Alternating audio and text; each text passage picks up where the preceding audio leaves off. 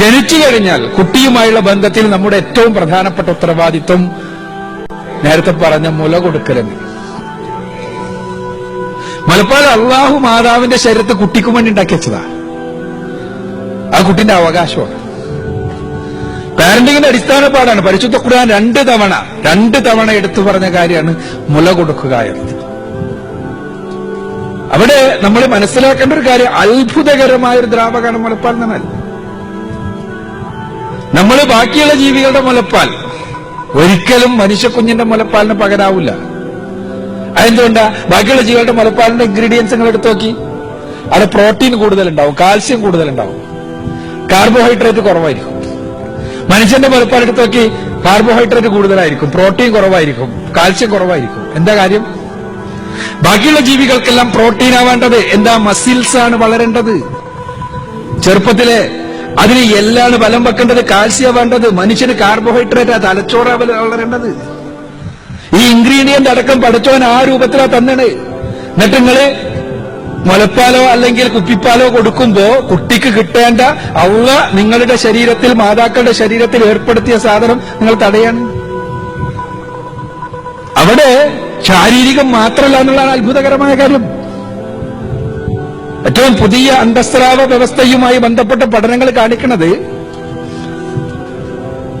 എൻഡോക്രൈനോളജിയിലെ പുതിയ പഠനങ്ങൾ കാണിക്കുന്നത്, മുലപ്പാൽ കുട്ടികളുടെ ആ മാനസികാരോഗ്യത്തിന് മാത്രമല്ല പരസ്പരമുള്ള ബന്ധത്തിന് പോലും അനിവാര്യമാണെന്നാണ്. അത്ഭുതകരമാണ്. ഉമ്മയുടെ സ്തനം കുട്ടി കുടിക്കുന്ന സന്ദർഭത്തിൽ, ആ ചപ്പുന്ന സന്ദർഭത്തിൽ, കുടിക്കാൻ വേണ്ടി കുട്ടി ചപ്പുന്ന സന്ദർഭമുണ്ടല്ലോ, ആ സന്ദർഭത്തിൽ ആ മുലക്കണ്ണിക്ക് ചുറ്റുമുള്ള കോശങ്ങൾ ഉദ്ദീപിപ്പിക്കപ്പെട്ടിട്ടാണ് ഉമ്മയുടെ ശരീരത്തിൽ ഓക്സിറ്റോസിൻ എന്ന ഹോർമോൺ ഉൽപ്പാദിപ്പിക്കപ്പെടുന്നത്. ഈ ഓക്സിറ്റോസിൻ എന്ന ഹോർമോൺ ഉമ്മാന്റെ ശരീരത്തിൽ ഉൽപ്പാദിപ്പിക്കപ്പെട്ടാൽ മുലപ്പാലിലൂടെ കുട്ടിയുടെ ശരീരത്തിലേക്ക് അതെത്തും. ഒരു കുട്ടിക്ക് ഉമ്മയുടെ ശരീരത്തിൽ നിന്ന് കിട്ടേണ്ട അത്ര ഓക്സിറ്റോസിൻ ഉമ്മയുടെ ശരീരത്തിൽ നിന്ന് കിട്ടിയാൽ ഉമ്മയും കുട്ടിയും തമ്മിലുള്ള അറ്റാച്ച്മെന്റ് വളരെ കൂടുതലായിരിക്കും. ഓക്സിറ്റോസിനെ കുറിച്ച് അന്തസ്രാവ വ്യവസ്ഥയുമായി ബന്ധപ്പെട്ട ശാസ്ത്രജ്ഞന്മാർ വിളിക്കുക ഹോർമോൺ ഓഫ് ബോണ്ടിങ് എന്നാണ്. അഥവാ ബന്ധം ഉണ്ടാക്കണ ഹോർമോൺ. മാത്രമല്ല, ഒരേ മാതാവിന്റെ ശരീരത്തിൽ നിന്ന് ഓക്സിറ്റോസിൻ വേണ്ടത്ര ആസ്വദിച്ച ആളുകൾ തമ്മിലുണ്ടാകുന്ന ബന്ധത്തെയാണ് അന്തസ്രാവ വ്യവസ്ഥയുടെ ഭാഷയിൽ പറഞ്ഞാൽ അതാണ് സാഹോദര്യ ബന്ധം.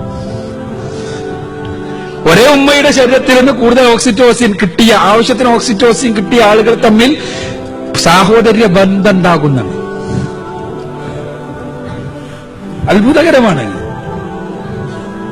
ഈ സാഹോദര്യ ബന്ധം എത്രത്തോളം എന്ന് വെച്ചാൽ, പുരുഷനെ സംബന്ധിച്ചിടത്തോളം പുരുഷന്റെ ഒരു ശാരീരിക അവസ്ഥയാണ് പെൺശരീരത്തിന്റെ നഗ്നത കണ്ടാൽ അവന്റെ ശരീരത്തിൽ ചില മാറ്റങ്ങൾ ഉണ്ടാവുന്നുള്ളത്. അത് അവന്റെ ശാരീരികാവസ്ഥയാണ്. അതെന്താ വെച്ചാൽ അതിന്റെ തലച്ചോറ് ആ നഗ്നത എന്ന് പറഞ്ഞ പൂർണ്ണ നഗ്നത എന്നുള്ള അർത്ഥത്തിലല്ല, അർദ്ധനഗ്നതയാണെങ്കിലും അതേപോലെ തന്നെ ആകർഷകമായ രൂപത്തിലാണെങ്കിലുമെല്ലാം തലച്ചോറിന്റെ ഹൈപ്പോതലാമസ് നിർദ്ദേശപ്രകാരം പുരുഷ ശരീരത്തിലെ വൃഷണം ടെസ്റ്റോസ്റ്ററോൺ എന്ന ഹോർമോൺ ഉൽപ്പാദിപ്പിക്കുന്നത് കൊണ്ട് സ്വാഭാവികമായും ശരീരത്തിലുണ്ടാകുന്ന മാറ്റങ്ങളാണത്. അതുകൊണ്ടാണ് ആകർഷണം ഉണ്ടാകുന്നത്, താല്പര്യമുണ്ടാകുന്നത്, എല്ലാം ഉണ്ടാകുന്നത്. അതുകൊണ്ടാണ് ഇത് ശരീരശാസ്ത്രപരമാണ്. എന്നാൽ ഇതേ സ്ത്രീ സ്വന്തം പെങ്ങളാണെങ്കിൽ ഇത് ഉണ്ടാകുന്നില്ല. പുരുഷ ശരീരത്തിൽ സ്വന്തം സഹോദരിയുടെ നഗ്നതയോ സ്വന്തം സഹോദരിയുടെ ശരീരമോ കാണുമ്പോൾ ഇത് സംഭവിക്കണില്ല. ഇതിനുള്ള കാരണമായി, അന്തസ്രാവ കാരണമായി അഥവാ എൻഡോക്രൈനോളജിക്കൽ റീസണായി ശാസ്ത്രജ്ഞന്മാർ പറയുക ഓക്സിറ്റോസിൻ ബന്ധം എന്ന്. ആ ബോണ്ടേജ്, ഒരേ ഉമ്മയിൽ നിന്ന് ഓക്സിറ്റോസിൻ ലഭിച്ച ആളുകൾ, അവർക്ക് ഈ ബന്ധം വേറൊരു തലത്തിലായതുകൊണ്ട് തന്നെ ഒരിക്കലും പെങ്ങളിൽ പെങ്ങളെ തന്നെ കാണാൻ കഴിയും. ഇനി നമ്മൾ ആലോചിക്കുക, ആധുനിക കാലഘട്ടത്തിൽ സഹോദരങ്ങൾ തമ്മിൽ എന്തുകൊണ്ട് പ്രശ്നങ്ങൾ എന്നുള്ള ചോദ്യത്തിനുള്ള അന്തസ്രാവ വ്യവസ്ഥക്കാരന്റെ ഉത്തരം വേറെ കാര്യങ്ങൾ ഉണ്ടാവും. ഉത്തരം വേണ്ടത്ര ഓക്സിറ്റോസിൻ കിട്ടാത്തത് എന്നാണ്. എന്തുകൊണ്ട് സ്വന്തം പെങ്ങളിൽ പെണ്ണിനെ കാണുന്ന അവസ്ഥയുണ്ടാകുന്നു എന്ന ചോദ്യത്തിനുള്ള ഉത്തരം അവർക്ക് വേണ്ടത്ര ഓക്സിറ്റോസിൻ കിട്ടിയിട്ടില്ല എന്നുള്ളതാണ്. അപ്പൊ വേണ്ടത്ര മുലപ്പാൽ കൊടുക്കാഞ്ഞാൽ നിങ്ങൾ കുഞ്ഞിന്റെ ശരീരത്തെ മാത്രമല്ല മനസ്സിനെയും ഭാവിയെയും കൂടിയാണ് കേടുവരുത്തുന്നത്. ആവശ്യത്തിന് മുലപ്പാൽ കൊടുക്കാതിരുന്നാൽ കുഞ്ഞിന്റെ നിങ്ങളുടെ ശരീരത്തിൽ അള്ളാഹു ഏർപ്പെടുത്തിയ കുഞ്ഞിനു വേണ്ടി തന്ന സാധനമാണിത്. നിങ്ങൾ ആലോചിച്ച് നോക്കുക, അത്ഭുതകരമായ കാര്യം. പക്ഷെ ഇസ്ലാമുമായി ബന്ധപ്പെട്ടുകൊണ്ട് ഖുർആനുമായിട്ട് ബന്ധപ്പെട്ടെല്ലാം ഇസ്ലാമിന്റെ വിമർശകന്മാർ ഉന്നയിക്കുന്ന വലിയ ഒരു വാദങ്ങളിലൊന്ന്, ഇസ്ലാം സാധാരണ ഈ സാഹോദര്യ ബന്ധത്തെ പോലെ തന്നെയാണ് മുലകുടി ബന്ധവും കൽപ്പിച്ചത്.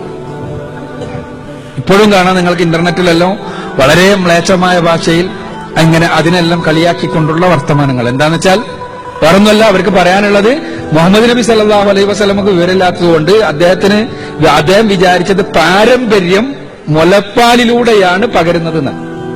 അപ്പൊ അതുകൊണ്ടാണ് മൂപ്പര് മുല കുടിച്ച കുട്ടികളും ഇതേപോലെ തന്നെ സഹോദര ബന്ധമുള്ളതാണ് എന്നുള്ള അബദ്ധജടിലമായ വാദം പറഞ്ഞത് എന്നാണ്. യഥാർത്ഥത്തിൽ ആലോചിച്ച് നോക്കുക, ഒരേ മാതാവിന്റെ മുല കുടിച്ച കുട്ടികൾ, അത് പിതാവ് ആരാകട്ടെ മാതാവ് ആരാകട്ടെ, ഓക്സിറ്റോസിൻ ഒരേ മാതാവിൽ നിന്നാണ് കിട്ടിയത് എന്നതുകൊണ്ട് ബോണ്ടിങ് അവിടെ ഉണ്ടാകും എന്നതുകൊണ്ട് തന്നെ സഹോദരിയെ പോലെ തന്നെ അത്തരം ആളുകളെ കാണണം എന്ന് ഇസ്ലാം പഠിപ്പിച്ചതിന്റെ സയൻസ് നമുക്ക് ഇപ്പോഴാണ് മനസ്സിലാവണേ. അതിൽ ഈ പഠനം വായിച്ചപ്പോ ഞാൻ സത്യത്തിൽ അത്ഭുതപ്പെടായിരുന്നു. കാരണം കുറെ കാലമായിട്ട് ഇതിനെന്താ എങ്ങനെ ആൻസർ പറയാ എന്ന് നമുക്ക് മനസ്സിലാകാത്ത ഒരു വിഷയമായിരുന്നു. റസൂലുള്ളാഹി പഠിപ്പിച്ചുകൊണ്ട് പഠിപ്പിച്ചത് തന്നെ എന്നായിരുന്നു നമ്മുടെ ആൻസർ. ഞാൻ പറഞ്ഞു വരുന്നത്, ഇത് അള്ളാഹു നിശ്ചയിച്ചൊരു നിയമമാണ്. വളരെ സൗന്ദര്യം അതെ ഇത് എന്നെല്ലാം പറഞ്ഞിട്ട് കുപ്പിപ്പാലിലേക്ക് പോകാൻ 6 മാസം വരെ കുട്ടിക്ക് മുലപ്പാലേ കൊടുക്കാവൂ.